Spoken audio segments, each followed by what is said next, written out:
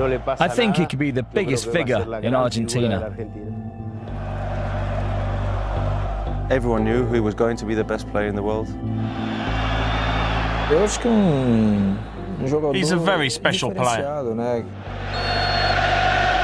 I think that he's the best player in history. I think it's the gift that God gave to him. My dream was to be a professional footballer.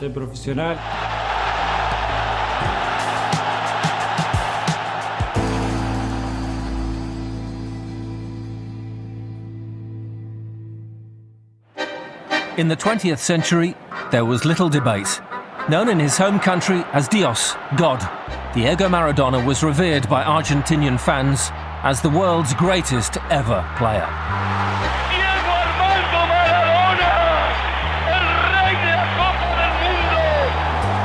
But as the new millennium dawned, Maradona's status as the nation's favourite sporting icon came under threat. La Albiceleste had discovered a new number 10. Here comes Messi, into overdrive. Messi! It's out of this world from Leo Messi!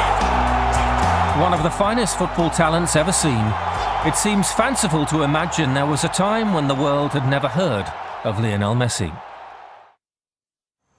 Born in Rosario in June 1987, by the age of 11, Lionel Messi was on the books of local club Newell's Old Boys and was part of a youth team beaten just once in 4 years. His signature was coveted by both Newell's and River Plate, but there was one outstanding issue. He had been diagnosed with a growth hormone deficiency and, in order to reach his natural height at a normal rate, required treatment costing $1,000 a month. Neither club could afford it.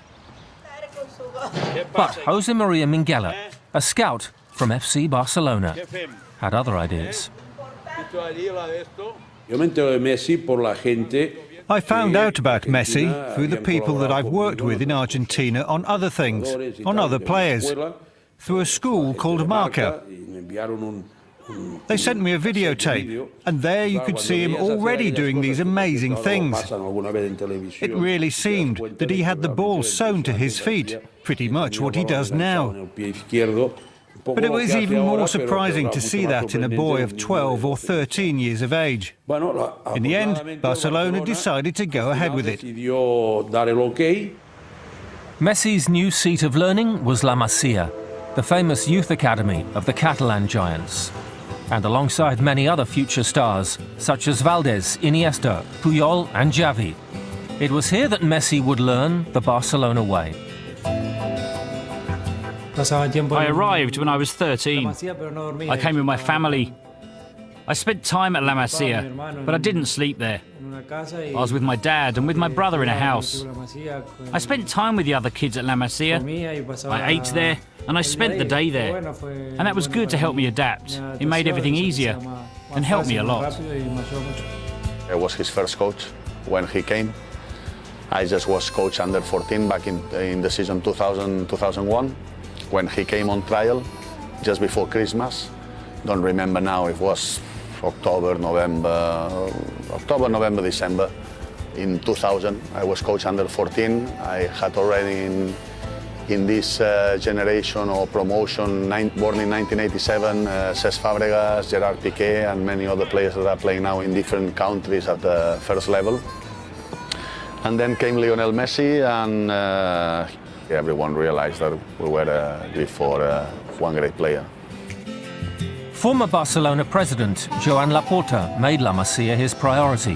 While Real Madrid had the Galacticos and were buying success, the Catalonians were building from within.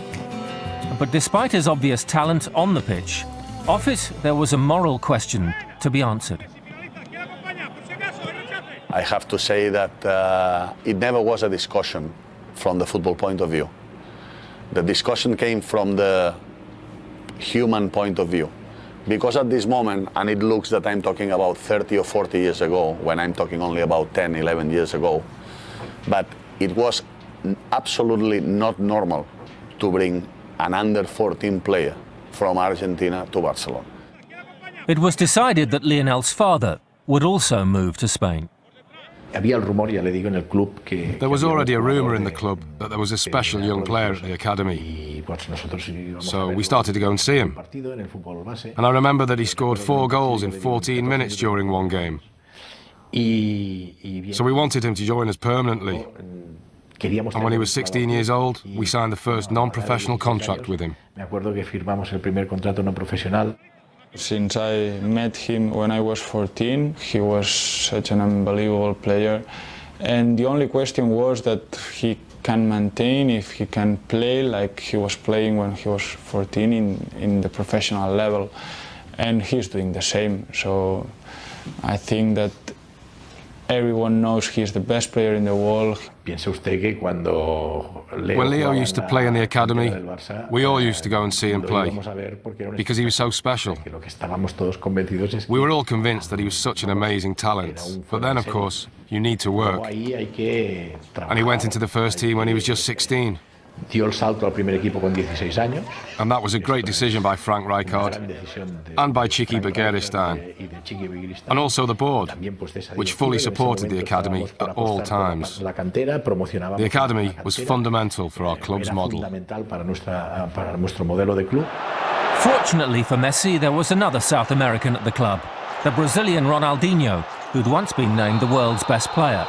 In Catalonia, the young Argentine found a brother in arms. I remember watching him in the youth teams. We all did. And then he started training with us. I remember his first game. I was lucky enough to give the assist for his first ever goal. So he's a great friend. And it's lovely to see him giving so much joy to people who love football. There was a great connection between the two. Ronnie supported Leo and helped him too. Well, the whole team helped him, but Ronnie was the point of reference. But I think the whole team immediately realised that this 16-year-old kid was going to be the best player in the world. I think the first person to realise this was Ronaldinho, because Leo was already able to do great things. He had all the tricks. But his talent is not just his dribbling. It's not just his skills or his speed on the ball. But he also has goals in him. He's also a winner. And he enjoys himself playing football. Ronaldinho had that too. He always played with a smile on his face. We all saw that he had so much quality. I was lucky enough to see him when he was a kid in the youth teams, and then training with him and playing alongside him. Everything he's done is what we always expected of him. It makes me very happy to see a friend shining so brightly. Dutch coach Frank Rijkaard gave Messi his league debut in 2004. Ronaldinho had been the star attraction at the Camp Nou, but Messi was making a name for himself and took on the mantle with more frequent appearances. He was one of many youngsters from La Masia beginning to make the breakthrough. Both Ronaldinho and Rijkaard played a major part in his development, and if progress was slow, Messi remained philosophical, testament to his upbringing and his own character. The Barcelona first team is very strong this year, and I think they can achieve a lot. But it's true, there's lots of games as well, and there'll be some opportunities for players like me to play in the first team this season. His home environment was great, very united.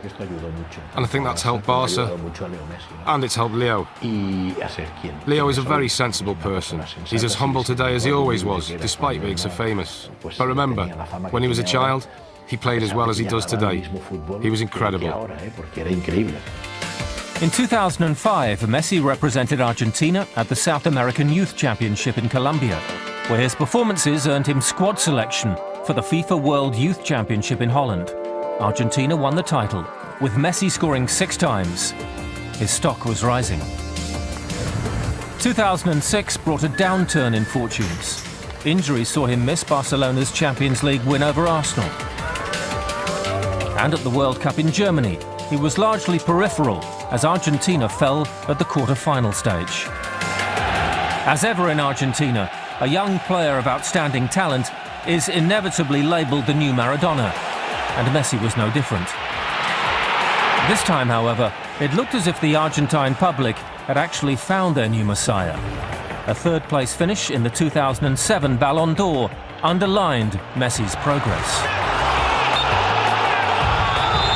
The comparisons with Maradona were growing. This was no more apparent than when Messi tore through the Getafe defence in a Spanish Cup game to score one of the greatest goals ever seen on Spanish soil.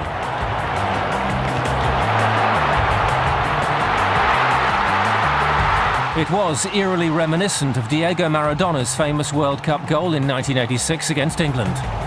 Messi could now lay claim to being the greatest of them all. He was just a young boy when I came there, and I saw him sort of mature into a man on the pitch. He was just, everyone knew he was going to be the best player in the world, or everyone talked about it. And for him to have been able to live up to all the hype and the talk, it's a great achievement, and the way he does it as well, the way he conducts himself is, I think, is an example to anyone. I've not seen everyone play, but of those I have seen play, of course, the ability he has to change a game is fantastic. Incredible. The following season saw Messi become a first-team regular at the Camp Nou. He scored 14 goals in 26 matches, including a hat-trick against Real Madrid in El Clasico.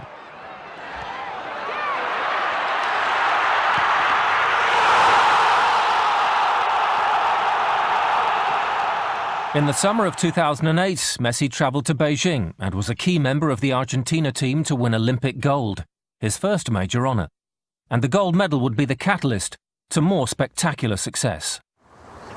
Back in Spain, Pep Guardiola was named Barcelona's new coach.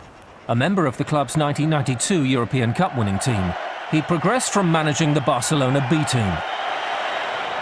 And a superpower of the European game was reborn.